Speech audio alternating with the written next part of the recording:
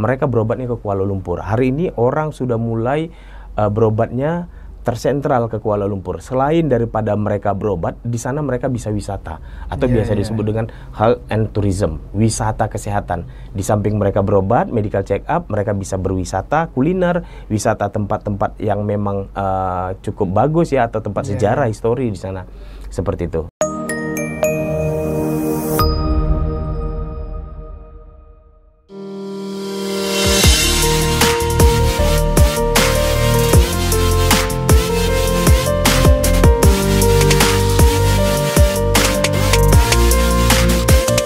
Assalamualaikum warahmatullahi wabarakatuh. Kembali lagi bersama kami di Rio Podcast. Hari ini kita kedatangan tamu Bapak Yusnan Ozora sebagai perwakilan rumah sakit dari Malaysia. Selamat datang Pak di podcast kami. Ya, terima kasih. Nah, sesuai isu-isu, bukan isu lagi ya, sesuai yang kita dengar gini, banyak sekali nih masyarakat Indonesia yang berobat ke Malaysia khususnya ya. Nah, kenapa nih Pak orang ramai berobat ke Malaysia? Baik. Sebelumnya saya ucapkan terima kasih kepada Rio Park TV yang sudah bekerja sama ya. Kita anggap bekerja sama dengan kita. Oke. Sampai hari ini kalau kita perhatikan memang ramai orang berobat ke Malaysia ya. Kenapa orang ramai berobat ke Malaysia?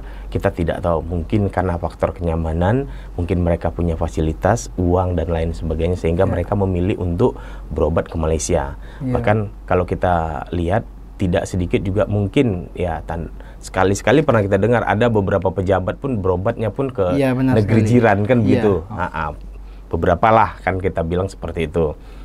Seperti itu. Jadi ramai orang berobat ke sana. Kalau kita perhatikan sejauh ini di sana apa yang menjadi keunggulan di sana? Memiliki servis dan fasilitas yang berlebih biasanya. Ada kelebihannya. Ada kelebihannya. Nah, orang bertanya kadang berapa sih biaya berobat di sana, sama nggak atau lebih mahal? Karena jauh kan luar negeri. Ternyata biaya berobat di sana negeri jiran dengan di sini itu nggak jauh beda. Harganya juga hampir sama saja kalau di Malaysia ya. Karena kursnya juga masih 3.400, 3.300 begitu. Nah, kira-kira nih Pak, rumah sakit yang paling ramai dikunjungi orang Indonesia di Malaysia nih di daerah mana nih Pak? Oke, kalau biasanya orang Indonesia berobat ke Malaysia itu ada 4 daerah, 4 provinsi kita bilang ya. Itu pertama ke Johor, salah satunya Johor, Malaka, Kuala Lumpur dengan Pulau Pinang atau Penang orang bilang. Nah, dari 4 wilayah ini orang ramai berobat itu saat ini ya itu berobatnya ke Kuala Lumpur. Namun per wilayah itu ada wilayah yang sangat strategis tiap-tiap daerah seperti Aceh, Medan biasanya berobat ke Penang.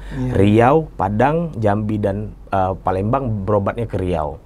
Kalau Kepri, Tanjung Pinang itu berobatnya ke Johor. Selebihnya kalau yang tiap-tiap kota orang yang berlebih duit atau orang yang berada di Jakarta, di Jawa, mereka berobatnya ke Kuala Lumpur. Hari ini orang sudah mulai berobatnya tersentral ke Kuala Lumpur. Selain daripada mereka berobat, di sana mereka bisa wisata atau biasa disebut dengan health and tourism, wisata kesehatan.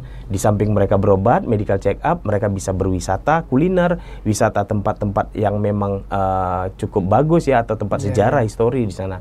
Seperti itu. Jadi orang sudah mulai banyak ramai memang berobat ke Kuala Lumpur. Berarti yang menjadi prioritasnya itu Kuala Lumpur saat ini Pak? Saat ini orang ramai berobat ke Kuala Lumpur. Nah, di Kuala Lumpur sendiri tuh rumah sakit mana nih Pak kira-kira yang jadi prioritas orang Indonesia nih? Oke. Sebenarnya kalau orang Indonesia berobat ke Kuala Lumpur kadang random ya, memilih mana yang dapat. Tapi kalau mereka melalui perwakilan, apa keunggulan? Sebelum saya jawab rumah sakit mana, saya jawab dulu, saya jelaskan sedikit apa keunggulan mereka melalui kita selaku perwakilan.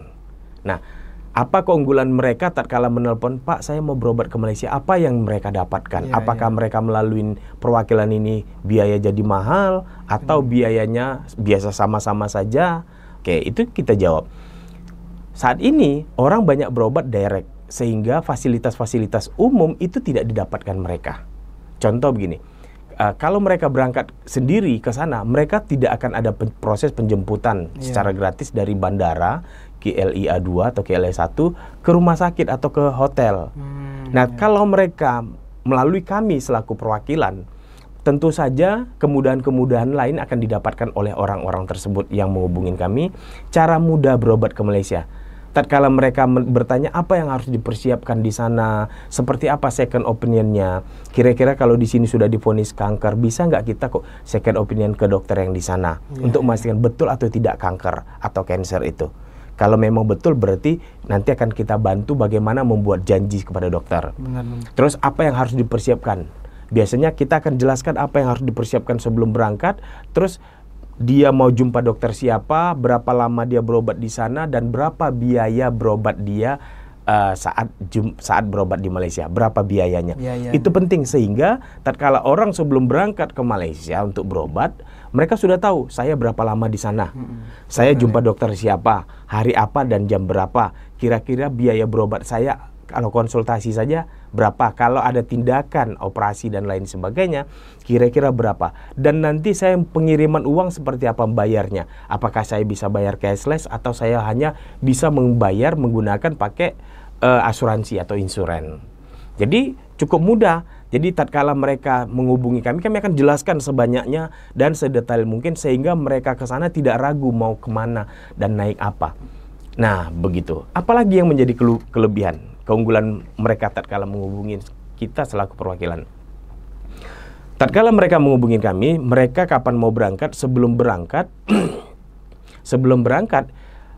kita pastikan mereka nanti di saat berada di Kuala Lumpur sampai di sana, mereka akan dijemput.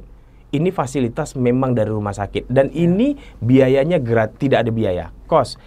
Dan mereka konsultasi kepada kita selaku perwakilan ini gratis tidak dipungut biaya apapun. Kecuali nanti sampai di sana berobat sama dokter baru bayarnya di sana. Jadi kita selaku perwakilan tidak ada biaya konsultasi, dan melalui kami juga tidak akan ada biaya tambahan atau cas yang lain. Karena melalui kami memang selaku perwakilan yang ditunjuk untuk mempermudah orang-orang yang akan mau berobat ke Malaysia, seperti itu.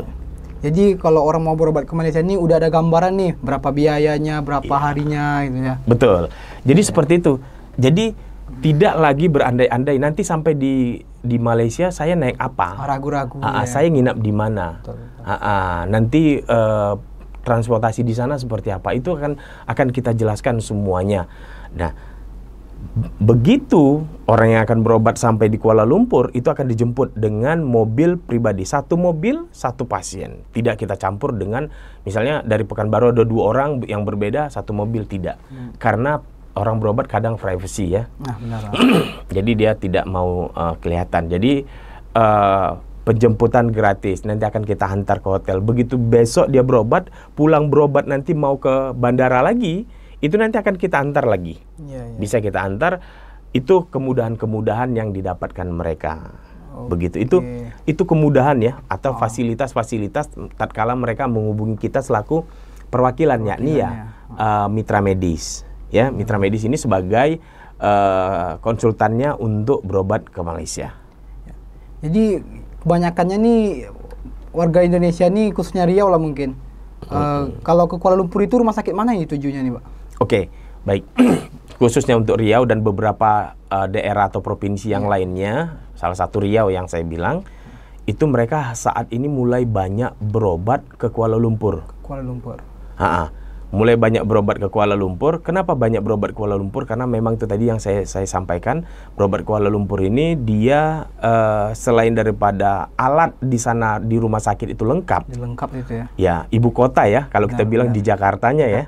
Kuala Lumpur ibu kotanya, alat lengkap, dan selain daripada itu makanan lebih banyak yang bisa kita cari, ya kuliner. Terus wisata alamnya juga ramai. Jadi setelah berobat bisa bermain, berjalan dan lain, bisa ke Batu Cap, bisa di Bukit Bintang, bisa ke kemana-mana begitu. Selain pada berobat bisa berwisata seperti itu. Jadi seperti itu ya. Rumah sakit mana yang paling ramai itu tadi ya. Rumah sakit yang paling ramai saat ini yang dikunjungi oleh orang dari Indonesia, kita bilang secara general itu banyak ya. Contoh salah satunya ya, yang saat ini saya ambil satu contoh saja. Kelebihan ada di sana di Kuala Lumpur itu ada satu rumah sakit namanya IJN. IJN itu salah satu rumah sakit kalau kita bilang itu rumah sakit pemerintah tapi diswastakan manajemennya. Kalau kita bilang itu rumah sakit BUMN. Oh gitu. Kalau di Indonesia ada juga seperti harapan kita kan. Iya. Kalau di Malaysia namanya IJN. IJN itu Institut Jantung Negara.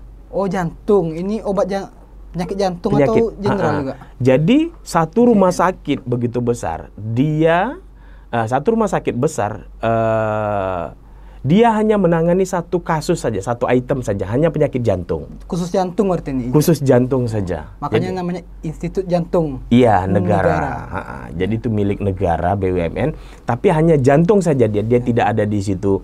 Lebih prioritas jantung ya. Adapun gula, kolesterol dan lain-lain itu ada hanya yang berkaitan dengan jantung, tapi tetap prioritas jantung. Jadi itu yang paling ramai seperti itu, jantung. Jadi saya ambil tadi salah satu contoh rumah sakit jantung itu kenapa?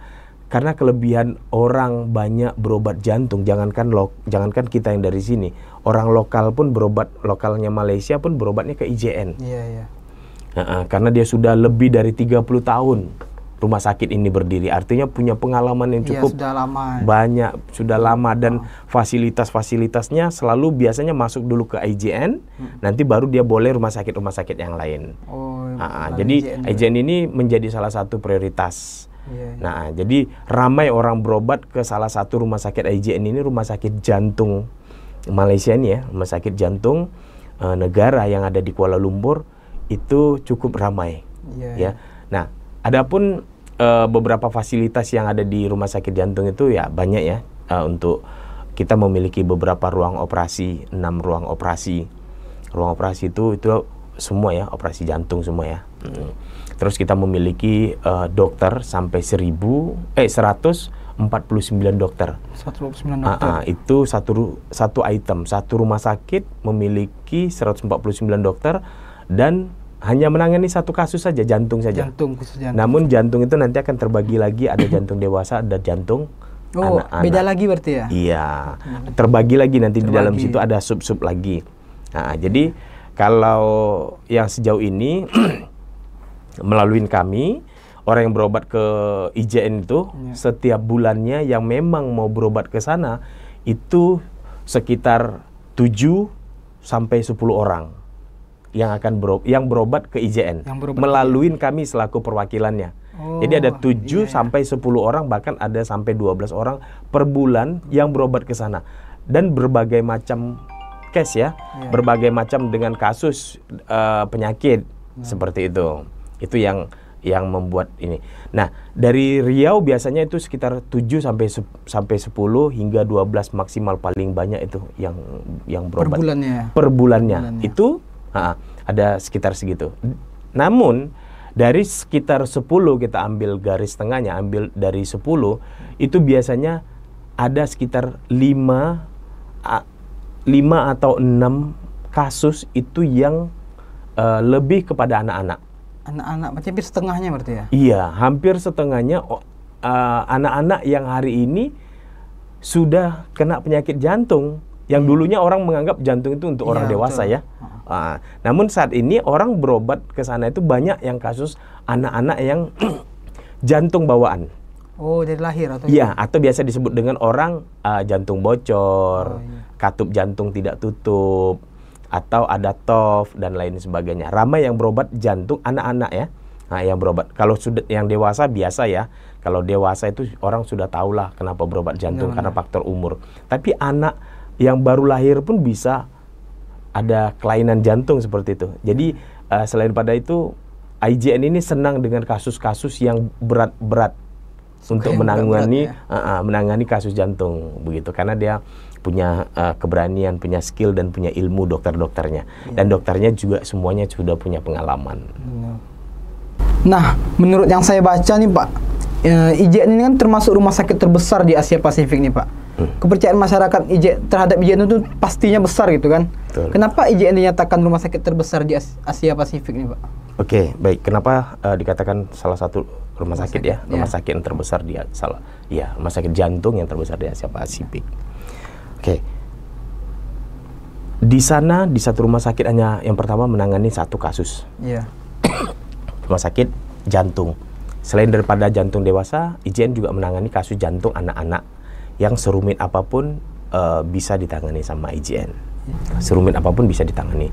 Selanjutnya itu selain daripada itu, IJN ini juga memiliki kerjasama dengan beberapa negara.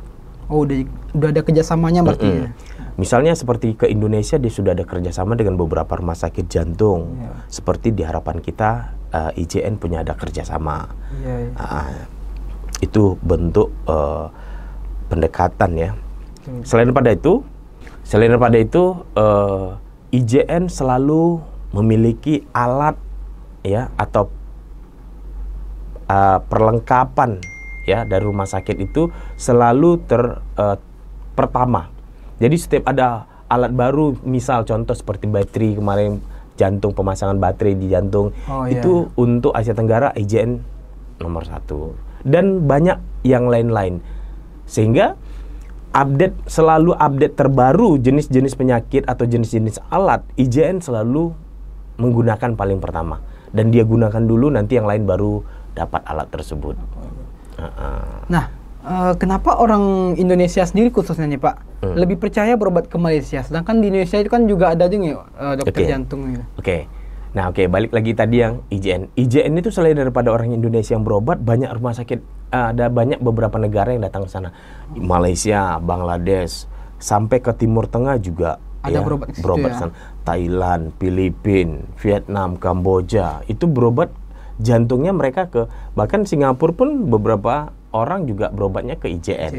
Nah, itu membuat dia menjadi terbesar ya. Bahkan Timur Tengah juga beberapa pasien juga datang ke IJN untuk melakukan pengobatan, gitu, berobat karena kepercayaan trustnya tadi kepada rumah sakit tersebut, sehingga dari mulut ke mulut mereka menceritakan tentang IJN ini sehingga orang percaya dengan IJN karena hasilnya memang juga bagus.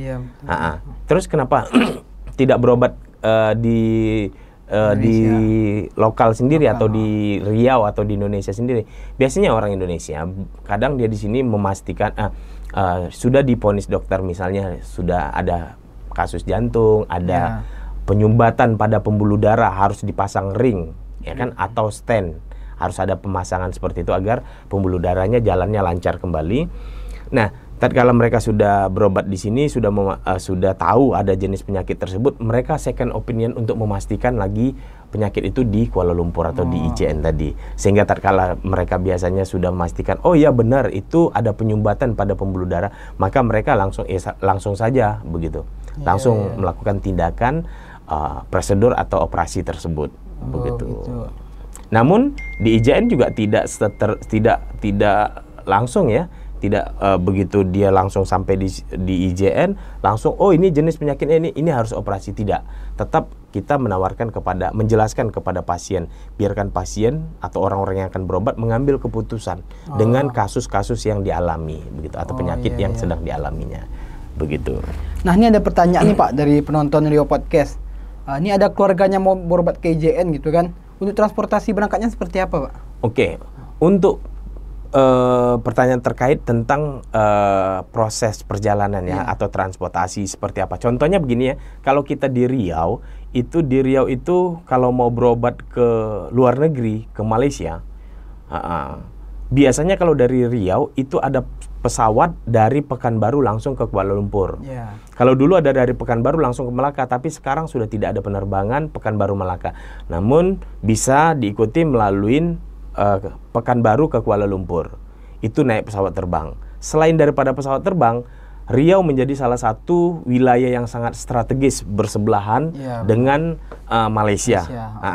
Maka selain daripada penerbangan atau pesawat terbang yang menuju ke Malaysia atau ke Kuala Lumpur, di Riau ada 2 wilayah, 2 daerah, 2 kabupaten yang memiliki pelabuhan langsung dari Riau ke Malaysia. Contoh salah satu dari Dumai. Dumai ini ada kapal feri perjalanan setiap hari. Setiap hari dia ada jam 9 pagi. Dia dari Dumai ke Melaka itu dia butuh waktu 2 jam saja perjalanannya. Jalur laut berarti ya? Jalur laut. Selain daripada udara, nanti ada jalur laut. Dari Dumai naik kapal feri itu dia cukup 2 jam perjalanan. 2 jam. Berapa ongkosnya kan begitu? Iya. Kalau pesawat terbang kita tidak bisa tebak ya, maksudnya tidak bisa pastikan karena fluktuatif ya, dia berubah-berubah. Tapi kalau kapal feri dari Dumai itu kalau sekali jalan itu dia harganya 550. Sebagai informasi untuk pemirsa semua yang ada di rumah, untuk sekali berangkat itu 1 kali jalan itu ongkos atau transportasinya 550, dan kalau beli tiketnya one way pulang pergi, nah baliknya kan open itu selama 28 hari, itu harganya 1 juta saja. 1 juta. Jadi ada diskon sedikit begitu. Jadi lebih baik sekali berangkat beli tiket baliknya juga begitu. Jadi lebih mudah untuk mempermudah. Itu dari Dumai. Dari Dumai itu setiap hari ada berangkat. Sabtu Minggu dia 2 kali. 2 kali. Selain daripada Dumai ada kapal feri lagi dari kita ada kapal feri dari Bengkalis. Oh, Bengkalis. Bengkalis ada nanti ke Pasir Gudang arah Johor, ada ke Malaka juga. Begitu. Silakan nanti kalau memang membingungkan atau ada yang tidak paham, silakan menghubungin kami. Kami akan bantu dan kami akan fasilitasi perjalanan Anda. Nah, untuk pemirsa yang belum jelas nanti bisa chat aja atau bisa telepon langsung di WA yang kita sisipkan di deskripsi nanti. Oke. Ya, jadi mungkin itu, jadi memang ramai orang berobat ke IJN itu karena memang IJN memiliki alat Yang lengkap. yang canggih, Canggih. alat yang lengkap, dan dokternya juga kalau bahasanya ini bukan kaleng-kaleng. Iya, bukan kaleng-kaleng lagi ini. Karena kita punya dokternya dokter senior semua yang memang sudah jam terbangnya sudah jauh ya, maksudnya sudah pengalamannya juga sudah banyak, dan pendidikannya mungkin sudah berlebih-lebih pendidikannya. Begitu. Kalau saya perhatikan pendidikan mereka dokter-dokter ini juga itu dokter-dokter senior ya. Iya, betul. Jadi beberapa jenis penyakit bisa ditanganin, yang sulit-sulit bisa ditangani. Jadi banyaknya kasus-kasus penyakit jantung dari Riau, mereka selalu menghubungi kami, dan pasien kita juga bukan dari Riau saja atau dari Pulau Sumatera, tidak. Bahkan minggu lalu itu ada dari Semarang nelpon saya untuk berobat ke IJN. Ada dari Jawa Tengah ya, selain daripada Semarang ya, ada dari Jakarta juga nelpon saya, ada dari Surabaya pun ada nelpon saya untuk berobat jantung ya. Karena lengkap IJN ini. Kenapa? Jantung anak pun ada dia di situ. Hari ini ramai jantung anak. Kalau kita perhatikan, jantung dewasa apalagi. Jadi saking kan ramainya, mereka biasanya second opinionnya ke luar negeri, mencari perbandingan. Kalau untuk biaya berobat, seperti apa biaya berobat? Biaya berobat kompetitif lah, maksudnya tidak jauh dengan kondisi harga kita yang ada di lokal ini ya. Berarti bukan hanya di Riau aja nih yang bisa menghubungi Bapak nih? Bisa. Seluruh Indonesia mungkin bisa Se-Indonesia bisa menghubungin kami. Yang penting Anda bisa menghubungin kami akan jelaskan bagaimana cara mudah berobat ke Malaysia. Supaya Anda berangkat ke sana tidak bingung mau naik apa, nanti di bandara atau di pelabuhan siapa yang jemput. Kami pastikan Anda akan dijemput, ya, diantar ke rumah sakit, dan sebelum berangkat kita cari tahu dulu berapa biaya berobatnya, agar kita bisa mempersiapkan, ya, karena memang penyakit jantung ini dia serangannya kan mendadak. Jadi kita di usia sudah masuk 40 tahun ke atas atau 45 itu sebisanya kalau memang bisa mumpuni dalam 1 tahun ada check up 1 kali untuk melihat, karena serangan jantung ini dia tidak seperti penyakit tulang yang bisa ditunggu 2-3 hari. Penyakit jantung itu tiba-tiba begitu. Cuma sebelum itu terjadi, silakan konsultasi, kami akan buat layanan semudah mungkin untuk bisa jumpa kepada dokter. Tidak mahal kok, sebandinglah dengan apa yang kita butuhkan untuk berobat ke Malaysia. Iya. Nah, apa tindakan yang dilakukan IJN atau program-program IJN yang ada di Riau khususnya, Pak? Oke, program kita biasanya kalau untuk di Indonesia tetap kita melakukan pendekatan atau ada kerjasama kepada beberapa NGO atau organisasi kan, atau kelompok-kelompok kita akan adakan kerja. Dan kita juga ada beberapa kali kemarin ya, pernah kita buat acara seminar bincang sehat. Kita mengundang dokter IJN untuk diskusi duduk ringan ya, berdiskusi ringan saja, duduk sambil bincang-bincang sambil ngopi begitu.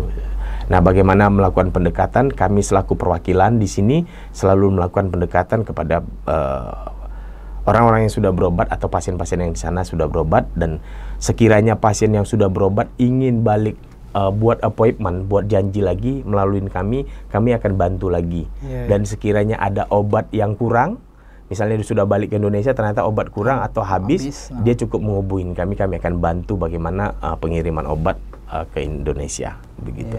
Jadi sangat mudah dan biayanya juga terjangkau. Ya, rumah sakit juga sudah memiliki pengalaman atau sudah beroperasi lebih dari 30 tahun rumah sakit Ejen ini. Seperti itu. Nah, mungkin pemirsa di rumah mungkin nih penasaran juga nih Pak, mungkin bagaimana nih cara kita kalau mau berobat ke IJN nih Pak? Oke. Nah, untuk berobat ke Ejen sebenarnya mudah. Silakan cukup menghubungi kami di nomor line kontak kami ya. Nanti kami akan jelaskan seperti apa kemudahan berobat ke Malaysia ini. Mulai dari apa yang mau dipersiapkan seperti paspor, medical report selama berobat di sini itu bisa dikirim ke kami, nanti kami kirim ke dokter. Dokter baca dulu, nanti baru hasilnya kami baca lagi ke pasien yang akan berobat, sehingga yang mau berobat ini tadi sebelum berangkat ke Malaysia sudah tahu apa yang harus dipersiapkan.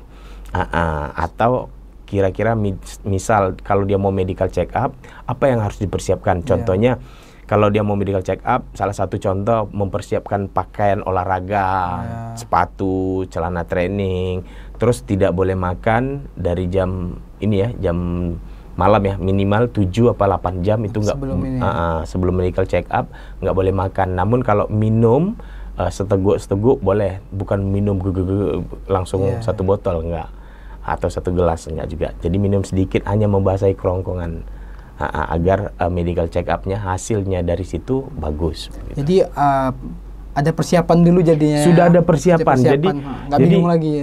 Jadi fungsi mereka itu menghubungi perwakilan dalam rangka untuk mempermudah proses perjalanan berobat ke rumah sakit IJN ini. Nah, kalau di Riau sendiri ada nggak kantor perwakilan IJN? Oke, untuk sementara ini kemarin kita ada kantor, tapi dikarenakan pasca Covid kemarin kita belum punya belum buka lagi kantor, tapi kita akan ada rencana akan buka kembali, namun waktunya belum bisa kita tentukan. Namun untuk warga yang ingin bertanya bagaimana cara mudah, silakan menghubungi nomor kami akan bantu, kami akan jelaskan melalui by WhatsApp atau via telepon. Kami terbuka 24 jam dan siap untuk ditelepon. Silakan. Kalau tidak bisa ditelepon, mungkin bisa di WhatsApp, nanti kami akan telepon balik. Semua kemudahan kami akan bantu agar yang sakit berangkat ke sana berobat ke Malaysia tidak kebingungan, dan begitu balik dia akan bisa menjadi lebih sehat begitu. Oke, nanti kita taruh nanti ini nomor handphonenya nanti nih Pak. Boleh, silakan dihubungin ke kami. Nanti kami akan, karena untuk kantor kami pelayanan ini melalui online kami terbuka untuk 24 jam. Silakan hubungi kami 24 jam. Kalau nggak bisa ditelepon, mungkin di WhatsApp kami bisa. Kami akan balas sesegera mungkin. Iya. Jadi pemirsa, kalau mungkin ada saudaranya mungkin yang sakit jantung atau apa, mungkin bisa hubungi nanti nih pemirsa. Kita kasih nomor HP-nya di deskripsi. Mungkin itu dulu Pak pembahasan kita pada sore hari ini. Terima kasih banyak nih Pak telah berbagi informasi. Semoga kita dapat bersilaturahmi lagi nantinya nih Pak. Oke, siap. Oke pemirsa, mungkin itu saja podcast kita pada sore hari ini. Saya Wido sebagai host minta maaf apabila ada kesalahan. Saya akhiri dengan wassalamualaikum warahmatullahi wabarakatuh.